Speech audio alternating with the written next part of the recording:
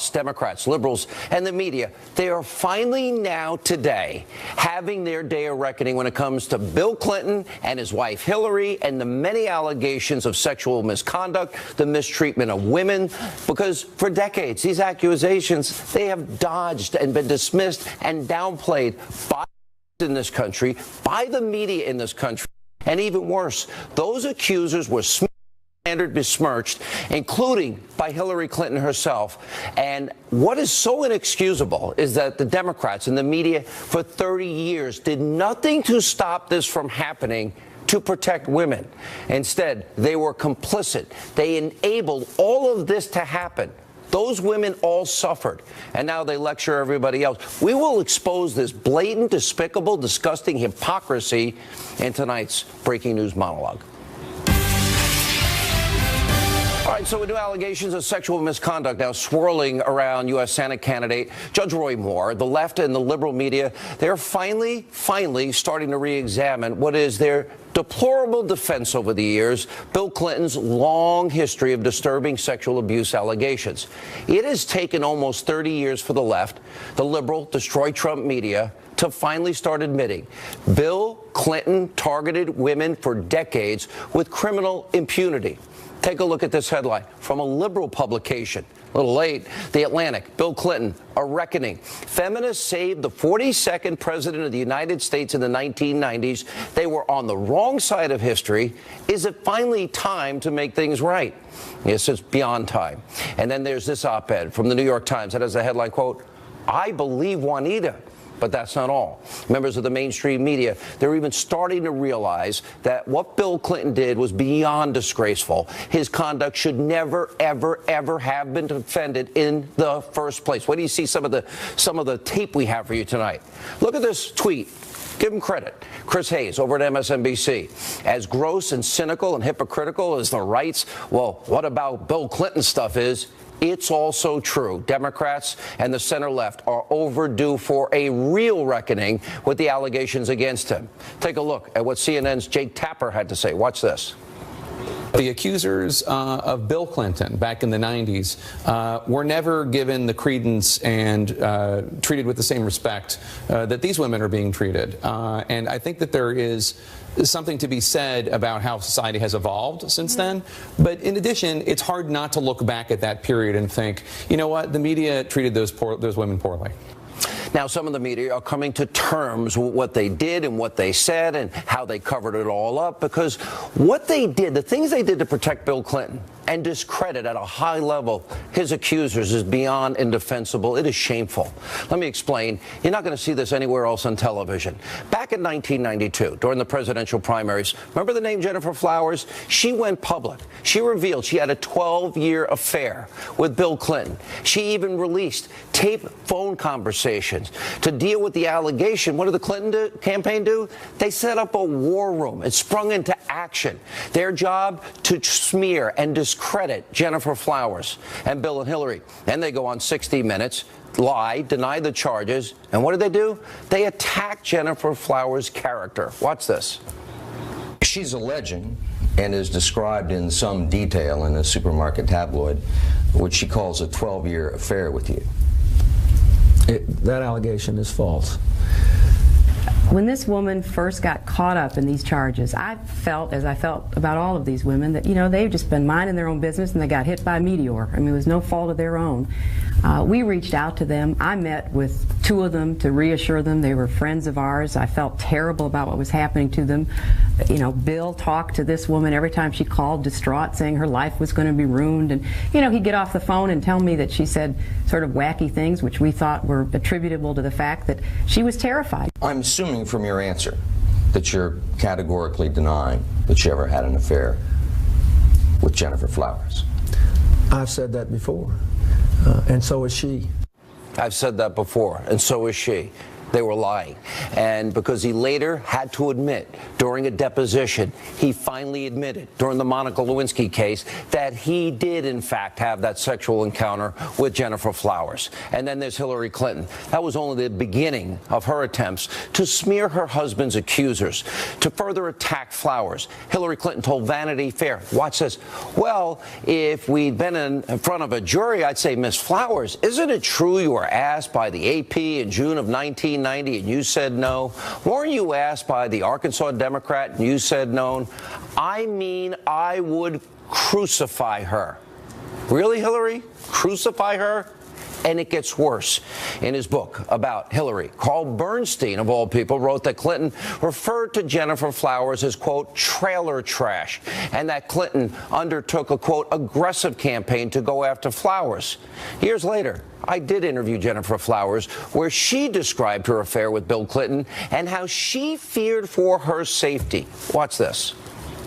I regret very much that I have had to go through and the country has had to go through what it has gone through in the last several years. There were times when he wanted to be intimate, when Hillary would be close by, and I wouldn't, because I was more concerned with the circumstances. I personally feel that if I had not become public when I did, even though I had not planned it, that I wouldn't be sitting here talking with you now. I think something would have happened to me. I think most of the women that have been involved with Bill Clinton have told of situations where they were threatened. My home was entered 3 times and ransacked. That was a horrible feeling. That was, you know, that was pretty darn close. My mother received a threatening phone call that said your daughter would be better off dead. So there were a lot of things that happened over the course of this time that caused me to be very concerned for myself. And she was smeared for years, and she had told the truth. Then there's Paula Jones. She accused Bill Clinton of confronting her in a hotel room and dropping his pants and exposing himself, and worse. Watch this. We did some small talk, and then he started kind of getting a little comfortable and trying to, he said that he loved the way my hair flowed down my back of my clothes, and he liked my curves. Then he leaned up and he pulled me up towards him, and he was going to try to kiss on me. And so then I tried to distract him again. I was trying to, and I thought, what am I doing? My mind is racing. I said, well, I may need to be going or something. And next thing you know, he pulled down his, he sat down, pulled down his pants, his whole everything, and he was exposed. And I said, I'm not that kind of girl, and I need to be getting back to my desk. And she said that many times prior. In 1998, Bill Clinton ended up paying Paula Jones $850,000 in out-of-court settlement for her to drop her sexual harassment charges against him. And in a related case, Bill Clinton actually lost his license to practice law in Arkansas for 5 years. You know, not many people in the media report that. And according to the New York Times, CNN, and many other outlets, longtime Clinton ally James Carville said this about Paula Jones, quote, if you drag a $100 bill through a trailer park, you never know what you'll find. Oh, he worked at fake news CNN. Paula Jones later said that there was no way that Hillary did not know that her husband was abusing women. Next, we got former White House intern Monica Lewinsky. Bill Clinton infamously lied about having a sexual relationship with Lewinsky. Remember this. I want you to listen to me. I'm going to say this again. I did not have sexual relations with that woman, Miss Lewinsky. Indeed, I did have a relationship with Miss Lewinsky that was not appropriate. In fact, it was wrong. Now, just like the other accusers, Hillary had a less than flattering nickname for Monica Lewinsky. According to a journal entry that was made public, Hillary's friend, Diane Blair, described Hillary's reaction to the Lewinsky scandal as, quote, well, she says to his credit that he tried to break it off, tried to pull away, tried to manage someone who was clearly a narcissistic Looney Tune, but it was beyond control. In an interview with Diane Sawyer in 2014, Hillary Clinton was given a chance to deny that she ever said that about Monica Lewinsky. And Clinton, well, interestingly, decided to decline a comment. Watch this. Oh, okay. Sorry, it didn't show up. Now, next is Kathleen Willey. I've interviewed her many times. She's a former volunteer White House aide and accused Bill Clinton of sexual misconduct in 1993. I have interviewed Kathleen Willey many times about this encounter. This now gets worse and worse. Watch this. No woman should be subjected to it. It was an assault. He assaulted you? Yes. He touched, grabbed, fondled, and kissed you against your will? Yes. And it's an allegation that is not made by one woman, it's made by multiple Many women. of us. Now, Kathleen Willey would later slam Hillary Clinton for enabling her husband's behavior. And finally, there's the most serious, the most disturbing allegation against Bill Clinton. According to Juanita Broaddrick, Bill Clinton raped her in 1978 when he was the Attorney General of the state of Arkansas. Take a look at this. You described a scene where he was biting on your lip, and then when it was all over, he was leaving. Said, you better put some ice on that. Yeah, and casually put on his sunglasses and walked out the door. And I've told my friend who came back and found me that I was sitting there crying and so upset at the time. And I felt like that the next person would be somebody coming through the door to get rid of the body. That's just about how I had absolutely couldn't believe what had happened to me. You begged him to stop? Yes. And during that same interview, Juanita Broaddrick explained why she was fearful to come forward to tell her story. Watch this. People say, well, you waited 20 years. Mm-hmm. Do you regret waiting, and why did you wait? No, I don't regret waiting, because I don't think it would have been received any better at that time than it is now. I don't think it's anything anybody wants to hear, that the Attorney General of the state of Arkansas did something like this. No one wanted to hear that, and it was my word against his. Why did you originally deny it, considering this was a legal matter? Did you see what happened to Jennifer Flowers? Did you see what was happening to Paula Jones? My allegation. Yes. No, not afraid. I just knew what would happen. Now, you just heard Bill Clinton's accusers, in their own words, describe in graphic detail what they say happened to them. Now, despite all of that, the Democrats, the liberal, destroy Trump media, the mainstream media, they didn't believe them. They attacked them. They discredited these women. And Hillary Clinton, well, she chalked it all up to some bizarre, vast right-wing conspiracy. Remember this. The great story here, for anybody willing to find it and write about it and explain it, is this vast right-wing conspiracy that has been conspiring against my husband since the day he announced for president. Now, this tells you everything you need to know about how Hillary Clinton sees these victims. It's part of a much larger pattern that we've seen over decades. For example, Clinton's 1992 presidential campaign, remember they coined the term bimbo eruptions to describe women who came forward, and there were many, many more. And George Stephanopoulos, he wrote in his memoir that in 1991, Hillary Clinton said, quote, "We have to destroy her," when destroying one of Clinton's accusers. Now, we did reach out to the Clintons for comment about all of this. Of course, they never got back to us. That's not surprising, considering everything that they did, everything the Democrats and the media enabled and covered up, almost 30 years. The Clintons over these years have been given a free pass by their political party and their friends and their allies in the news media, you know, the ones they colluded with in the last campaign. And up until just a few days ago, the media and Democrats viciously attacking Bill Clinton's accusers. Here's what they said about Clinton's accusers just last year in the 2016 election. Watch this. A trio of women who say Bill Clinton made unwanted sexual advances in the 80s and 90s. Mr. Clinton denies it. Two of the cases were plagued by factual discrepancies. When it was Bill Clinton's problem, almost in the moment, Republicans tried to make it an issue, and it didn't work. So why is it going to work 20 years later with his wife? I just don't see it. And the issue of Bill Clinton's past is that fair game? And it would be if he were running for president, but he isn't. Hillary Clinton is running for president. The big issue. I would like to apologize to those tramps that have slept with my husband. Maybe she could have said that. tramps that slept with my husband. Now, while it's nice to see that some in the press are finally, nearly 30 years later, coming around to acknowledge Clinton's actions, we have to ask, what took you so long? Where were you when these accusers were coming forward? Why did you trash and discredit these women on a regular basis? And I want to tell you another thing. Unlike the rest of the abusively biased news media in this country, I did go down, take this seriously, sat down with them, let them tell their stories before I made a decision in these cases. You know what? Why couldn't the press do the same thing? Here's why.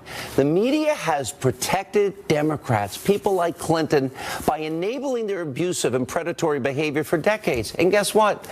Countless women suffered as a result. So this is important as a history lesson. We are, here tonight.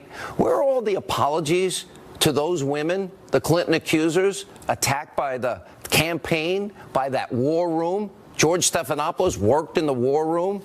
James Carville, smeared by Hillary Clinton, discredited by the mainstream media.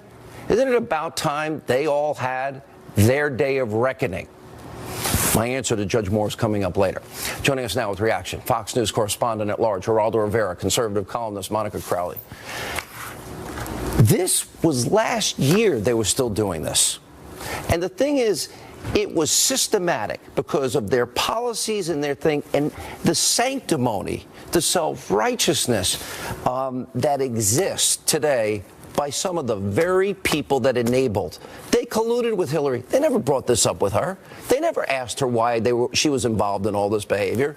That's recent. That's last year. I want to lay out a challenge to all those on the left at CNN, MSNBC, the New York Times, The Atlantic, all those that we have heard of and from over the last couple of days, now that it's safe, saying that Bill Clinton should be condemned. He should have resigned at the time. We should have spoken up. Here's my challenge. It's now time for you to put your money where your mouths are. Because if you don't, you're no better than Hillary Clinton, who always, when confronted with wrongdoing, says, oh, my bad, and now it's time to move on. No, here is my challenge to them. You put your money where your mouths are. You all have platforms now. Give those platforms, give airtime and coverage to Kathleen Willey, Juanita Broderick, Paula Jones, Jennifer Flowers, any woman over the last 20 years who have been dismissed as fake news.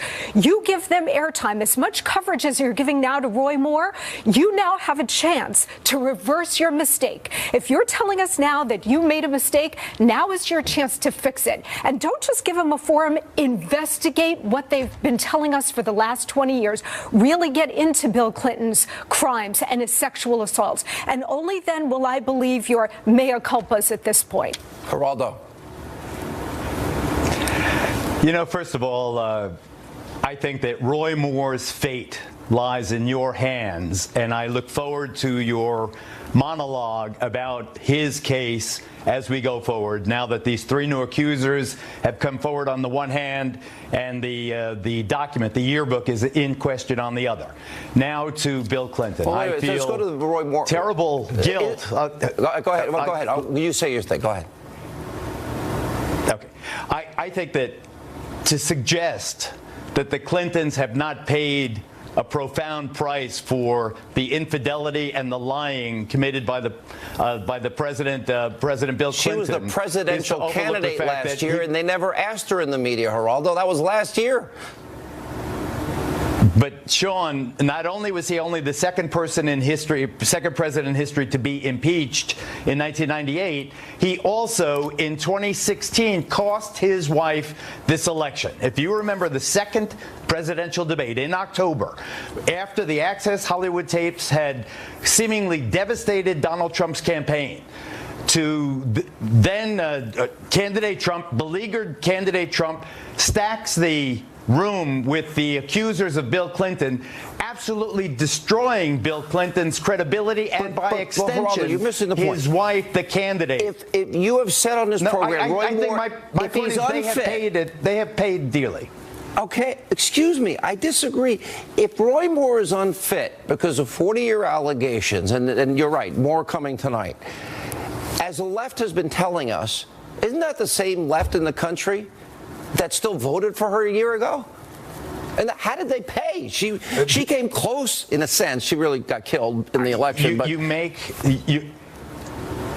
your main point is a valid one and a painful one for those of us who defended President Clinton at the time and who, let's face it, why did we defend him? Other than the fact that it was like the Cold War between the Democrats and the Republicans, you also had a situation where you had to fight against the people we opposed, slander, and we had an arrogance about us, an elitism about us. These were regional people. In Carville's words, you drag that $100 bill through the trailer park and look at what you find. I cop to all that, and I think this is a teaching moment, a learning moment. This is a very big deal when it comes to sex charges. Look, this is all about hypocrisy, right? This is the conversation we're having now. Democrats have been so effective over so many decades of circling the wagons when any one of theirs is in trouble.